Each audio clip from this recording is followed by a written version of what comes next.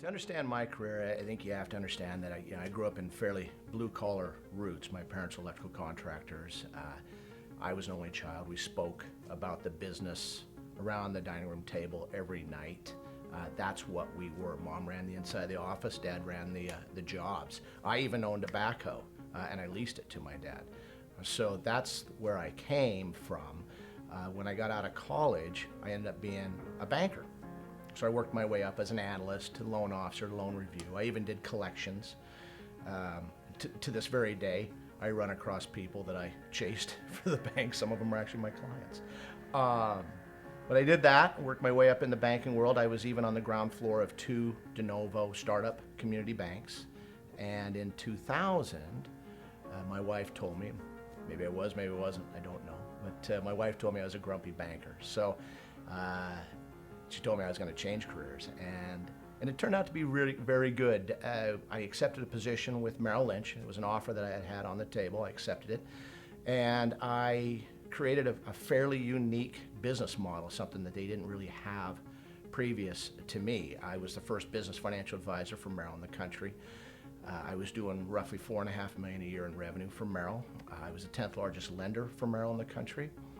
And I ended up doing the largest private sales referral investment banking deal that Merrill had done when I sold an asphalt company from Merrill.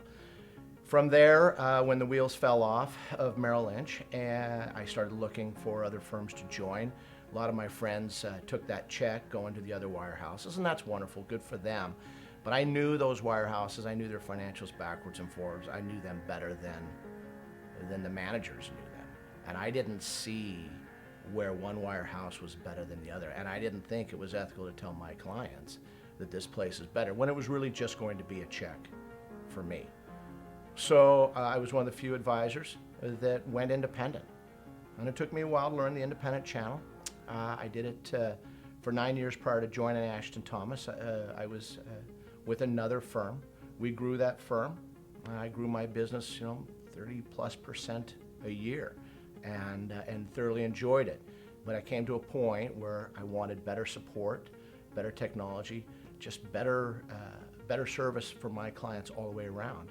And roughly 2 years ago, I joined Ashton Thomas.